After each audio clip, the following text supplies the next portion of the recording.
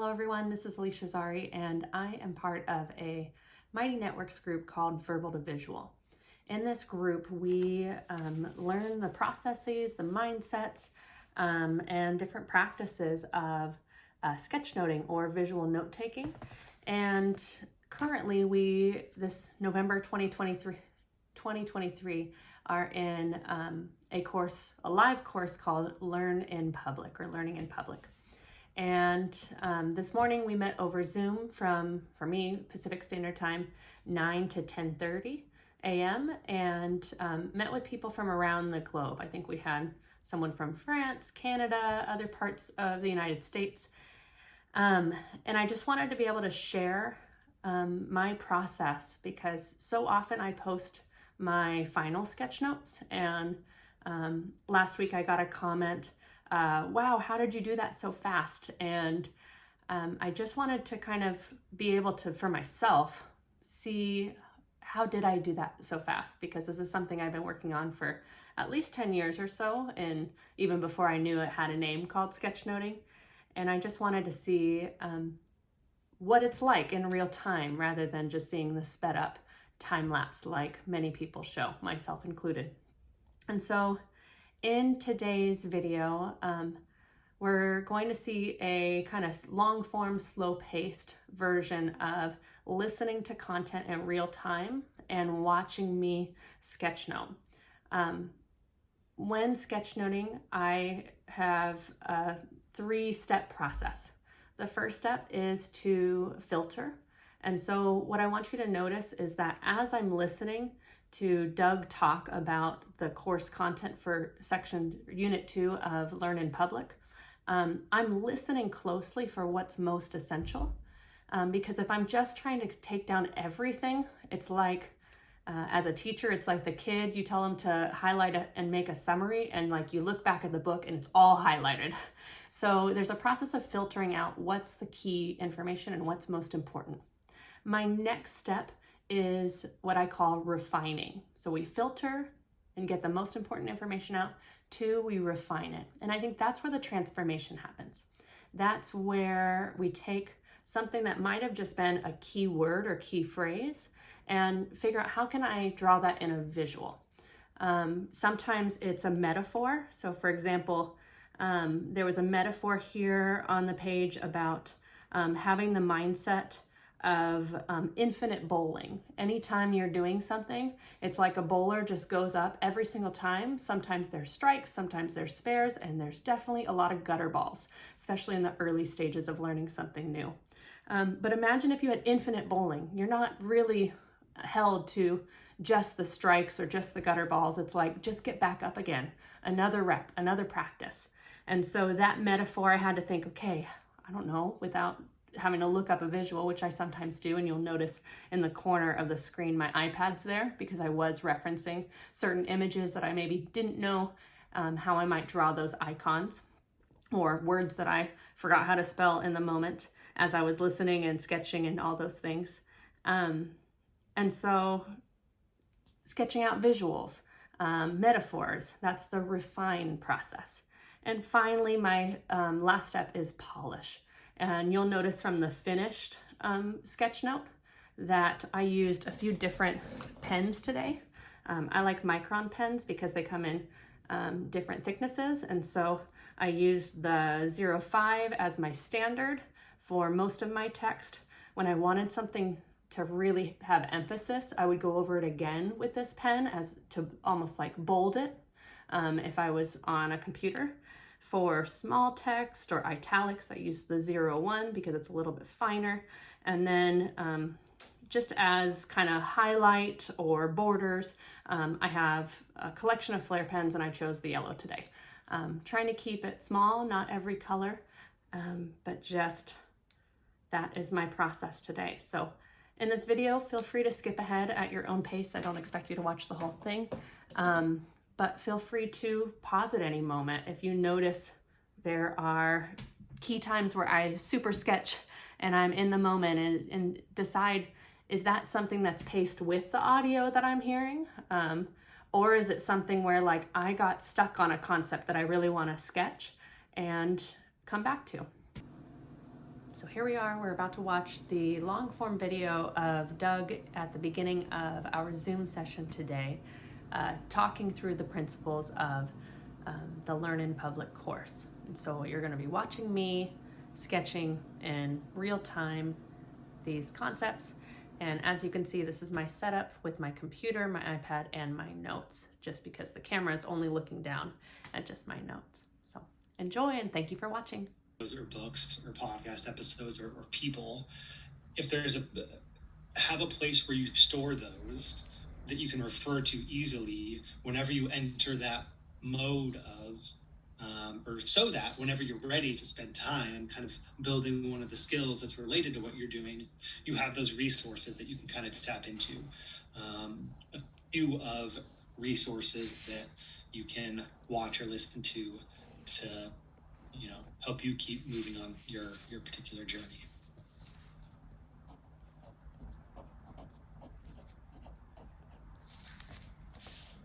And then here I outline what a learning cycle might look like. Again, this one might be a little bit specific to something like sketchnoting, where, prior to making the thing that you make, you spend a bit of time warming up. With sketchnoting, this would be, practicing the alphabet, doing a bit of drawing of some icons that you're familiar with. Then maybe you do a little bit of practice. You tap into one of those resources from your stimulus cue, some intentional practice around a skill or a sub-skill that you'd like to improve. So you do a little bit of skill building there, and then you go right into making the thing that you want to make. In this case, you hop into a sketchnoting session where you sketchnote a podcast episode or a video, make whatever it is that you want to make. And then you step back and kind of reflect on the process, ask yourself how it went. This would be a great time to document it. Take a photo of your sketch notes, write up the little paragraph reflection on what you learned from whatever it was you were sketchnoting, but then also maybe what you learned about the sketchnoting process itself. What skill do you maybe want to spend a little more time on next? And then maybe hit publish, and then you're ready to go for the next iteration of that cycle tomorrow or next week, whatever the timing may be.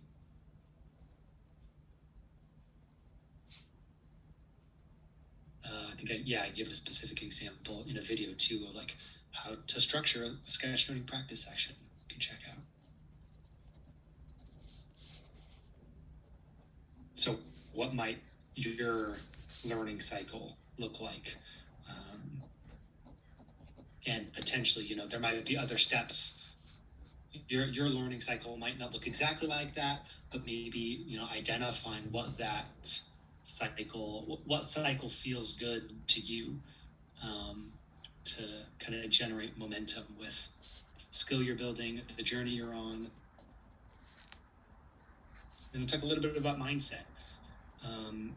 And again, this is within that realm of making and sharing something regularly, whether it be like a blog you're writing, a video series. I find this shift in mindset to be helpful, where instead of putting each individual piece of content, your current video, instead of putting it up on this pedestal of being okay, this thing has to be perfect, this one thing has to be representative of my skills and what I'm able to do right now, that puts a lot of pressure on the one thing that you're making right now. And I think it's healthier, and for me has been easier to come at it from this perspective of, no, this is just it's the current thing that I'm making. It's not going to be the last thing that I make. It's just this is one step in my overall journey. So I'm gonna, put effort into making this thing as good as I can, but I'm gonna then put it out there and then move on to the next thing. Maybe doing a little bit of reflection in between each thing that you make and look for ways to improve it, but not putting too much pressure on any individual creative work or even reflective work, the documenting of it, not putting pressure on that either, knowing that you're going to have the opportunity to make something new again and put something else out there. This one reminds me of like the Seth Godin idea of infinite bowling. As creators, as entrepreneurs, we don't have just one attempt to bowl a strike. We literally have as many as we want. You can, whether you throw a ball into the gutter today or hit a strike today, you get to come back tomorrow and bowl again. And that's encouraging for me.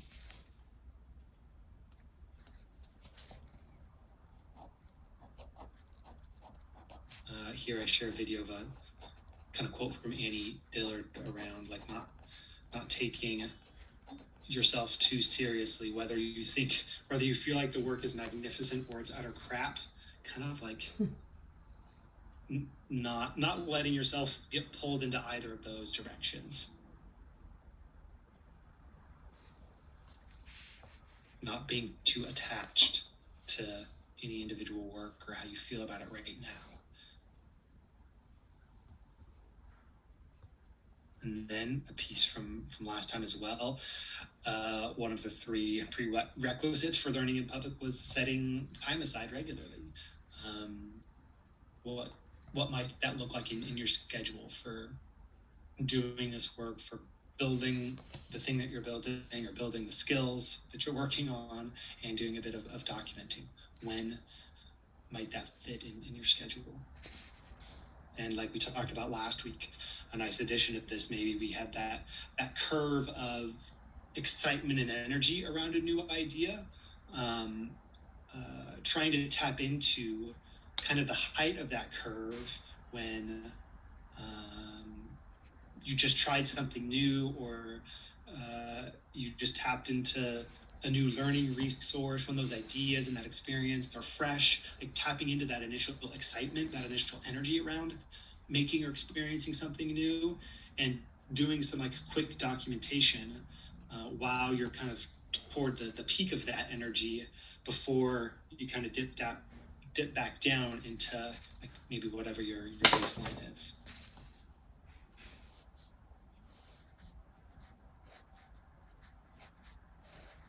Here's some ideas from Rework, another resource or book that I revisited fairly frequently in a new video. This idea of finding your alone zone, then shutting up and getting to work. It's one way that I like to think about the setting aside time piece. And then also like a thing that I do regularly, and probably a thing that we'll revisit in a month or so here in the annual review process, thinking a little bit about your daily routine, sketching it out. Share a few examples from 2016, 2017, another one at the beginning of 2020, looking at your daily routine and finding a place where this learning in public might fit in.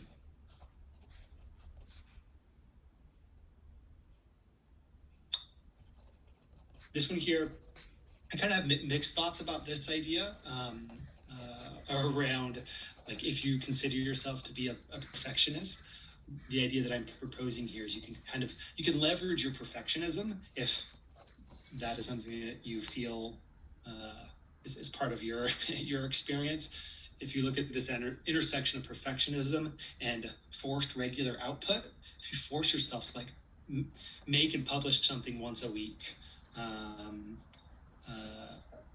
if you merge that with your perfectionist tendencies, that can be a way to get to some growth, because you still, have that expectation or desire to make something that you value as good.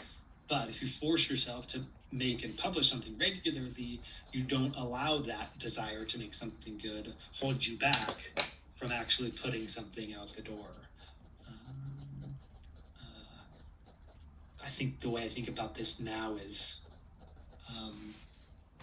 I think this can be good for maybe certain stages of your creative journey, particularly early on when you might need a little bit more of a push to start hitting publish. I think that this type of approach of maybe identifying a publishing schedule is a good idea, just to get you comfortable with, hitting that publish button regularly and get you away from putting any individual thing up on a pedestal. I think that's where this is helpful. Yeah, so this gets into that question of like, do you want to try to set a concrete publishing schedule for yourself, or would you rather give yourself a little bit more flexibility and time to, not necessarily do something weekly, but allow for the time and space you need to like feel good enough about it before you put it out there. It says, as a mom with small kids, alone time is more rare than I would like. I resonate with that one a lot, Britt. James Victoria has a great talk and book about perfectionism. I think it's called Effect Perfection. Unread book on my shelf that I might want to dig into, that I think, like, as opposed to trying to leverage your perfectionism, I think this take is like letting go of it entirely, which is probably a little bit more where I land right now. Not trying to leverage your perfectionism, but just like letting go of it. I believe, yeah, that's kind of where we end this one. Coming back to like identifying what that learning cycle might be for you. Starting to think about what might be the pieces that you maybe share publicly. Like first, I kind of think it is helpful to maybe focus just on the learning and the making before you think about the public piece of it. And there's also the ability to do some kind of like semi-public sharing early on. Sharing with at least one person, or within this semi-public space, like that verbal to visual is, just to get you comfortable putting these ideas out there.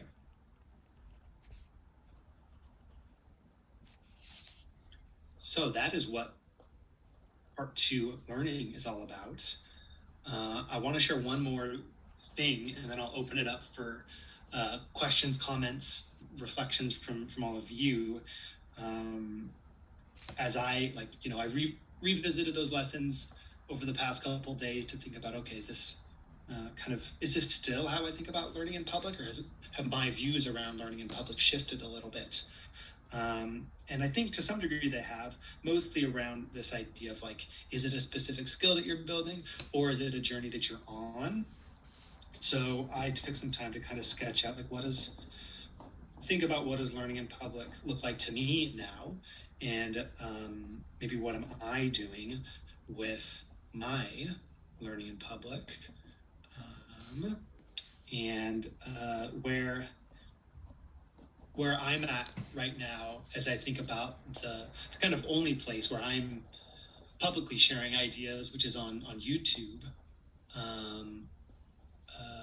The current, as I've shared here, I've experimented with a bunch of different kind of styles of learning in public, even just on YouTube. Sometimes super informal, turn the camera on during a work session, record whatever I'm working on, and like that be the start of my learning in public.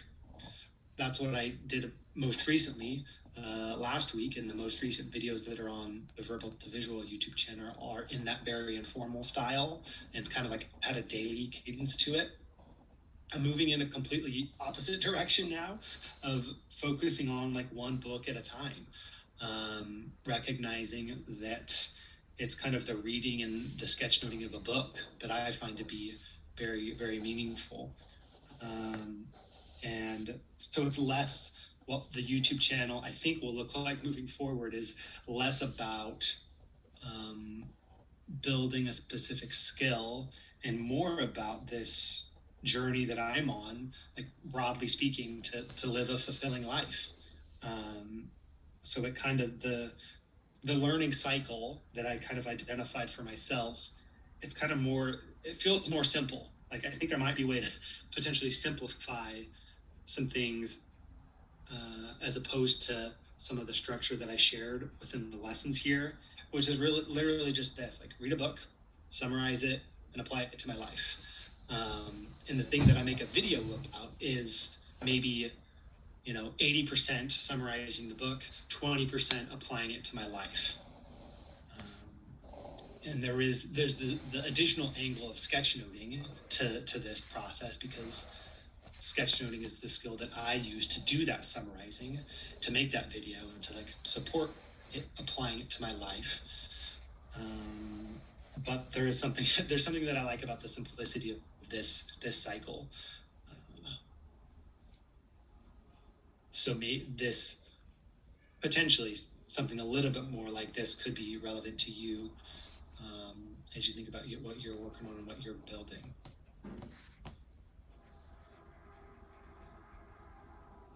And I was thinking about okay, what are the components to a life well lived?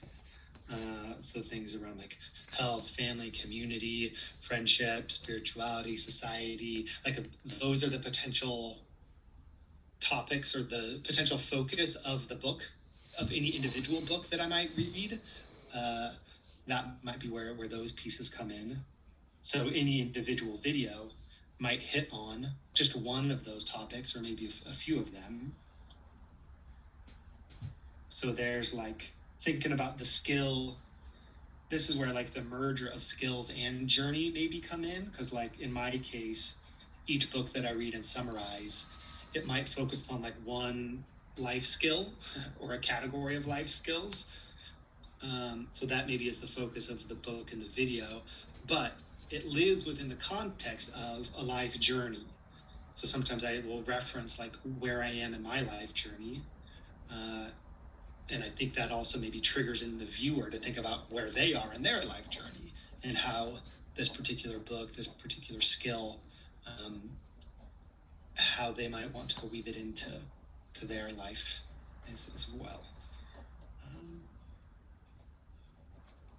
So this is where I kind of came to that idea of okay, maybe learning in public is more about defining the journey that you're on than it is about this core content, core skills breakdown. And sometimes I think phrasing your learning in public through this lens of here's the journey I'm on, here's what I'm up to, and it will have some skill pieces to it, as I think a lot of you have mentioned. There are skills involved in moving forward with whatever journey you're on. But in terms of kind of the framing of the story that you're telling and of the learning in public, I think it's a helpful reminder maybe for you, I know it is for me, to reference that journey to yourself, because then it also allows the reader, the viewer, to decide, I'm on a similar journey, and that's why I want to follow along with what this person is up to. And that gets back again to the Neil Gaiman viewing what you're working towards as a mountain in the distance. That is the journey.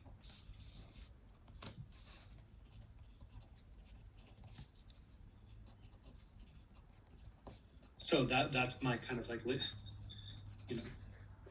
late 2022 update for me personally on how I'm thinking about learning in public and how I am doing it. With that, I would love to open it up for comments, questions, reflections.